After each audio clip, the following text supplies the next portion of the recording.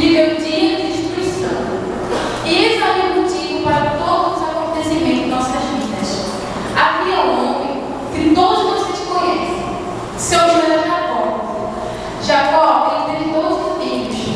E em Gênesis 17, Renata queria tomar mais um dos seus filhos, que era José, porque era filho de sua velhice, do que seus outros irmãos. E isso tornava muito seguro de seus irmãos. E o ódio contra José cresceu sobremaneira. Em um momento, os seus 11 irmãos se reuniram para tramar contra José. Então chegou o mais velho, Rubens, e disse: vamos matá-lo e diremos ao nosso pai para o mal comeu ou matou no deserto. Então Judá, um dos seus irmãos, disse: que ganharemos com a morte dele? Teremos proveito disso. Veremos ele como escravo, teremos lucro e ainda livraremos dele. Daí diremos ao nosso pai para o mal comeu ou matou no deserto. Então você já conhece a história de José, que ele deu a volta por cima, se tornou governador do Egito. Mas você sabe o que aconteceu com Judá? O seu irmão que trazou sua venda? Estamos aqui hoje para relatar a história dele. Judá teve 3 filhos homens, que não faziam a vontade de Deus, que humilhavam e maltratavam suas esposas. Judá colheu unicamente aquilo que plantou. Será que você aqui hoje, nesta noite, não está plantando algo que quer colher? Veja agora o que aconteceu com Judá e toda a sua família. Será que mereço tal castigo celestial? As minhas lágrimas formam uma dança sem fim sobre o meu rosto. As sombras de morte cobrem o brilho dos olhos do meu marido, que jamais voltarei a ver. E, filho de Judá, fez o que era mal aos olhos do Senhor. Sepultado está o sonho de uma vida. A sua morte precede um fato que fez causar uma pausa na história de José. Em Gênesis 38, conta-se em poucos versículos a história de uma família que vive dias de destruição. Para que vocês entendam melhor a dor desta mulher, contaremos o início dessa história. Estava eu sentada à beira do caminho, quando então ele chegou. O que fazes tu sentadas aqui, mulher? Já não te disse que és desprezível, que prefiro muito mais as filhas das outras tribos do que passar o segundo ao teu lado? Mas eu estava te esperando, meu amado. Eu não pensei que causasse tanto ódio em seu coração. A morte golpeia o seu sorrateiramente. Que foi isso? Sinto meu coração parar. Calma! Isso pode ser só o resultado de um dia cansativo. Já não sinto mais o toque de tuas mãos. Será que Deus resolveu ceifar a minha vida? Não fale essas coisas, o homem está me assustando. A morte, então, resolve envolvê-lo e levá-lo. E, com passos de derrota, segue por onde a vida se vai por inteira. Tamar veste cor de luto. Seu pôr do sol já não é mais o mesmo. Logo tudo estará apagado. Será que merece tal castigo celestial? As minhas lágrimas formam uma dança sem fim sobre o meu rosto. A sombra de morte cobre o brilho dos olhos do meu marido, que jamais voltarei a ver. Como posso suportar tanta dor? Meu filho querido, meu primogênito, onde encontrarei seu sorriso novamente?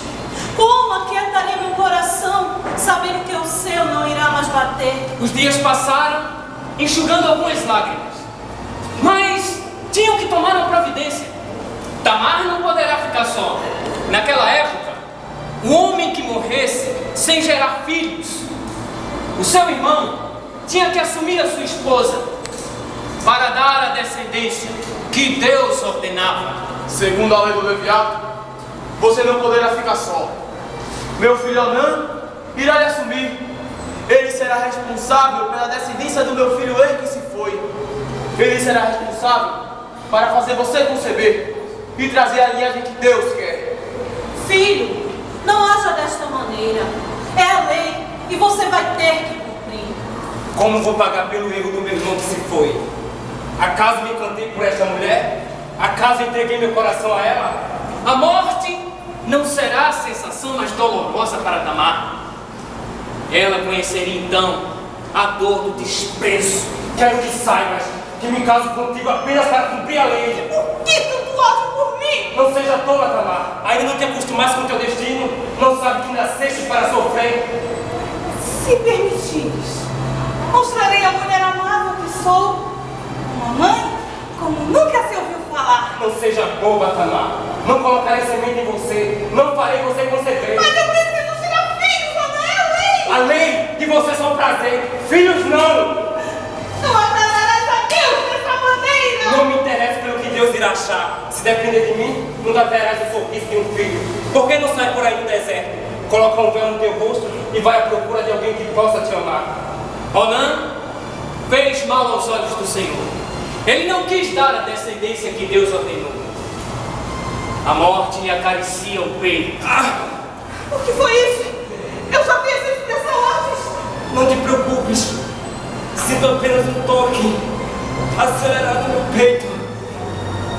Onã fez o que era mal aos olhos do Senhor. A morte lhe envenena com o seu amor. Vista-se, Tamar, pois um novo luto irás enfrentar. Judá a um outro filho irá sepultar. Será esta a saga de Tamar? Viúva para sempre, largada ao léu, lançada pelo seu sogro na cisterna da solidão? Que acontece contigo, mulher? Matarás toda a minha descendência! Mas eu não quero ouvir a voz que envenena os meus filhos. Os céus maquinam contra a minha casa. Céus escuros. Até quando pagarei por ter vendido meu irmão José?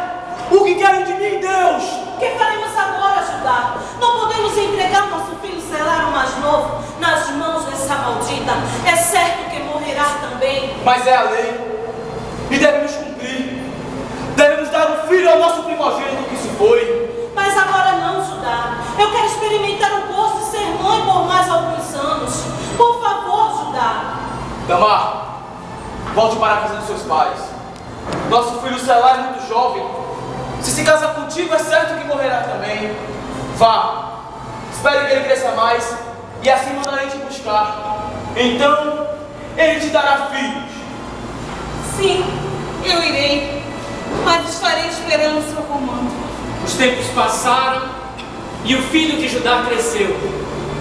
Mas Judá não cumpriu com a sua palavra. Tamar aguardava ansiosamente o dia que poderá ser mãe. Mas esse sonho se tornou cada vez mais distante. Até que se ouviu a notícia. Estás sabendo, Tamar? Teu sogro irá passar por aqui.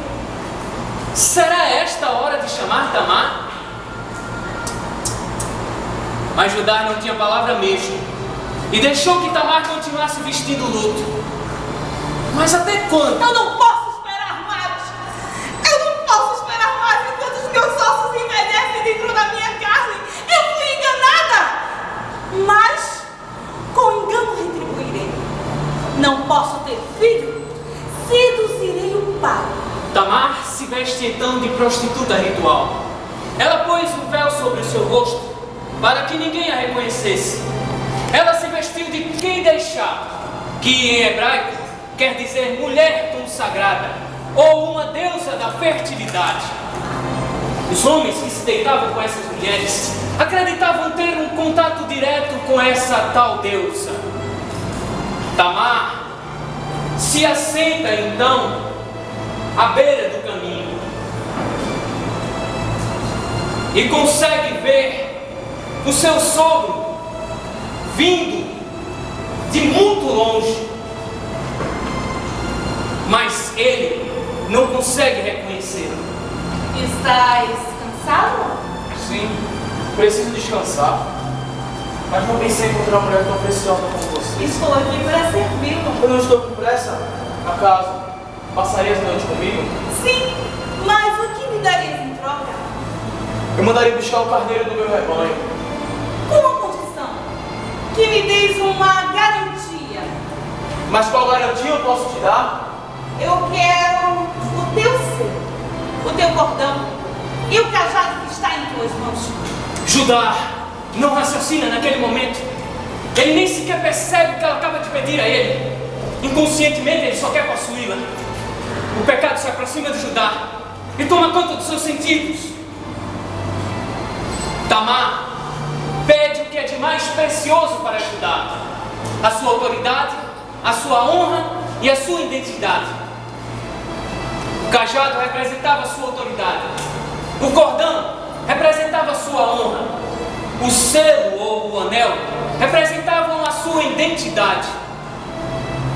Quantos nos dias de hoje têm entregado nas mãos de estranhos à beira do caminho aquilo que têm recebido de Deus em troca de alguns minutos de prazer? Mas, voltando à nossa história aqui, Judá pede que o seu amigo leve o carneiro para trocar pelos seus pertences de volta. Mas quando ele chega lá e pergunta sobre a tal prostituta, a única resposta que ele teve foi: nunca se ouviu falar.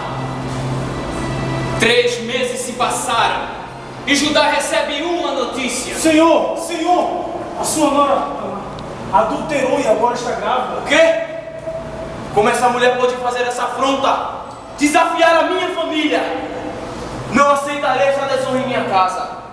Vá, tirei-la de dentro e a queime na frente de todos. Eu quero essa mulher morta. Morta!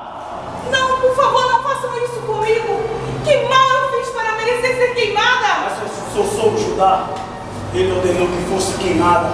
Não façam isso sem antes enviar um recado ao seu senhor. E entreguem o cordão, o selo e o cajado. E diga-lhe que o dono desses pertences é o pai da criança que morrerá juntamente comigo. Judá se arrepende do erro que iria cometer e dá abrigo a Tamar. Quantos ganharam com essa história? Ou até mesmo quantos perderam? Será que existe algum Judá nos assistindo aqui hoje? Ou quantas Tamares estão assentadas à beira do caminho? Nesta noite, Deus está te dando uma nova oportunidade. Não precisa agir com desespero, entregando nas mãos de estranhos à beira do caminho aquilo que você recebeu de Deus, de tão sagrado que é a sua salvação, acreditando numa felicidade passageira. Pense muito bem nisso. Que Deus abençoe a todos.